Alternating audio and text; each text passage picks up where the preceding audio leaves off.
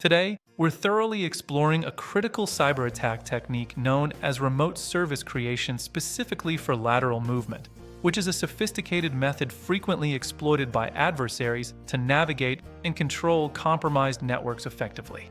This powerful technique enables attackers to establish long-term persistence and steadily expand their control across various parts of a compromised network, allowing them to evade detection while deepening their foothold.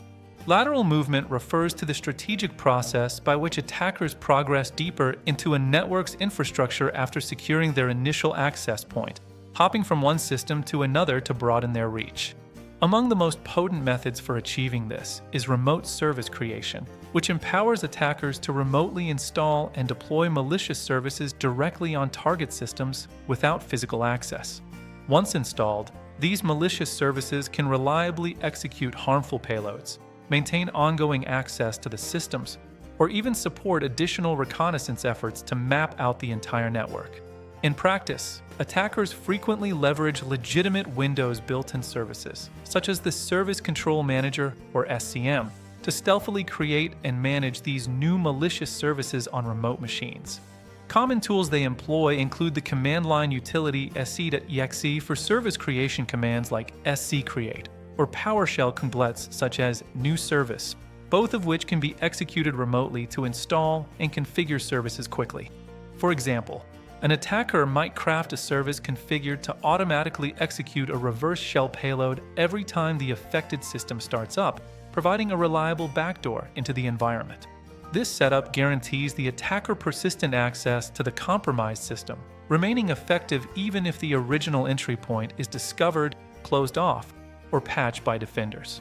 Furthermore, the malicious service can be precisely configured to operate under specific user accounts, such as local administrator or system, thereby granting it highly elevated privileges on the target machine.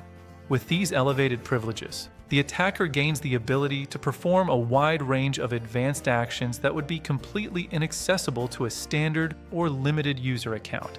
Detecting instances of remote service creation requires vigilant monitoring of system event logs, particularly for specific service installation events like Event ID 7045 in Windows, which logs new service creations.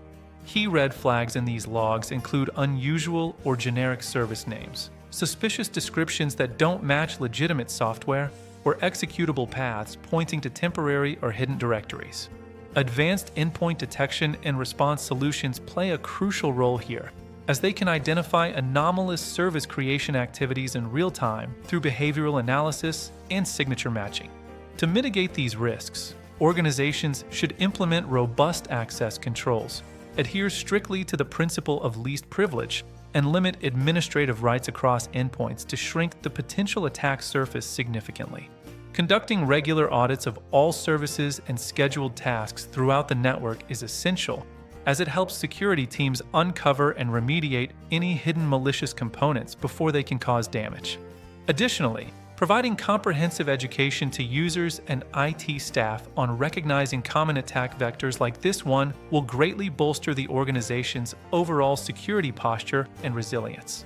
In summary, gaining a solid understanding of remote service creation techniques and deploying effective defenses against them is absolutely vital for safeguarding your network from advanced persistent threats involving sophisticated lateral movement.